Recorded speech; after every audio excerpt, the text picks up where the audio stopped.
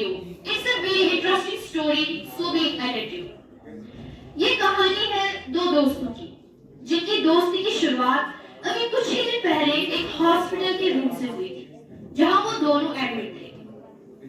उनमें से एक जो था उसको पैरालिसिस का अटैक आया था, जिसकी वजह से उसकी गर्दन के नीचे की सारी बॉडी पैरालाइज हो चुकी। वो अपनी उंगली तक हिला नहीं सकता था।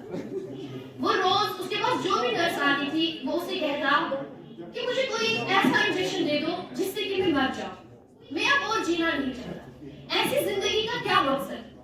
न मैं उठ सकता हूँ न मैं बैठ सकता हूँ। उसके रूम में जो उसका दोस्त था, जो कि वो चल फिर सकता था, वो उसे रोज उस कमरे की एक खिड़की के पास जाकर कहता कि बाहर की दुनिया कैसी दिखती है, बाहर कैसा मंजर है। वो उसे कहता कि नीला आसमान है, सफेद बादल है, हल्की हल्की हवा चल रही है, परिंदे उड़ रहे हैं। एक छोटा सा बीच है यहाँ पर, जहाँ पर छोटे बच्चे मिट्टी के घिरौंदे बना रहे हैं, मिट्टी के घर बना रहे हैं। वहाँ पर एक आइसक्रीम स्टॉल है, जहाँ पर लोग आते जाते हैं और आइसक्रीम खरीदते हैं। और वहाँ पर जब शाम का टाइम होता है तो सनसेट की वजह से जो समुद्र का पानी होता है वो बहुत ही ज्यादा खूबसूरत लगता है। लोग सुबह आते हैं, जॉगिंग करते हैं, एक्सरसाइज करते हैं। तो ऐसा ही वो उसे कुछ दिनों तक होता रहा। कुछ दिनों तक तो उसमें कोई आसार नजर नहीं आए, लेकिन धीरे धीरे उसके अंदर एक चाह जागने लगी।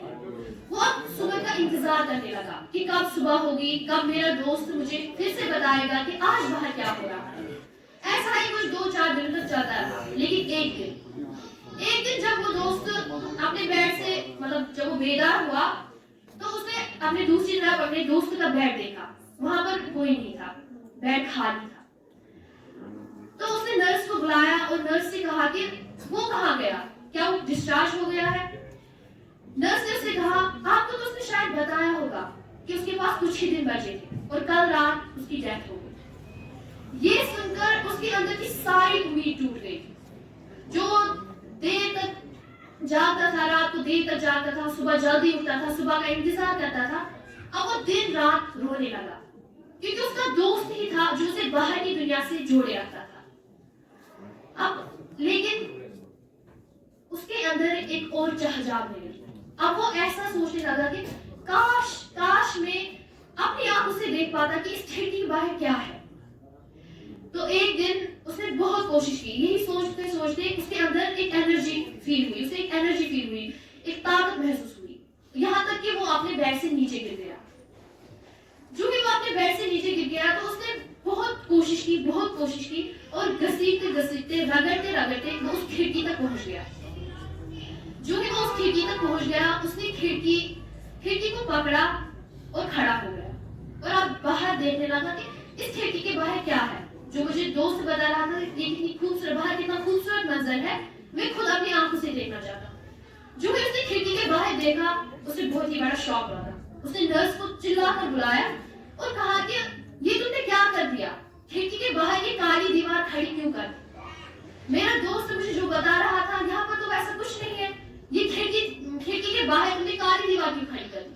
तो नर्स को थोड़ा सा शॉक लगा। उसने उससे कहा कि ये काली दीवार तो हमेशा से यहाँ पर है। तो उसे कहने लगा कि फिर मेरा दोस्त मुझे क्या बता रहा था? तो नर्स से उसने कहा कि ऑलमोस्ट मुझे 5 इयर्स हो गए इस हॉस्पिटल काम करते हुए, हमेशा से ये काली दीवार यहाँ पर खड़ी थी। तो उसे अंदर से गुस्सा आया। उसने सोचा मेरे दोस्त ने मुझे इतना बड़ा झूठ क्यों बोला। तो नर्स ने उससे कहा कि मुझे ये नहीं पता कि आपके दोस्त ने आपसे क्या कहा, लेकिन इतना पता है जो भी उसने आपसे कहा आज उसी की वजह से आप खड़े हुए हैं, आप अपने पैरों पे खड़े हैं। तो इस कहानी से हमें ये सीख मिलती है कि हमारे वर्ड्स में, हमारे शब्द में बहुत ही ज्यादा पावर होती है, जिसको हमें बहुत ही अच्छे से यूज करना चाहिए। ये एक आदमी को गिरा भी सकते हैं और एक आदमी को उठा भी सकते हैं, और ये अब हम पर है कि हम इसे कैसे इस्तेमाल करें। हम इसका मिसयूज करते हैं या दूसरे के फायदे के लिए इस्तेमाल करते हैं।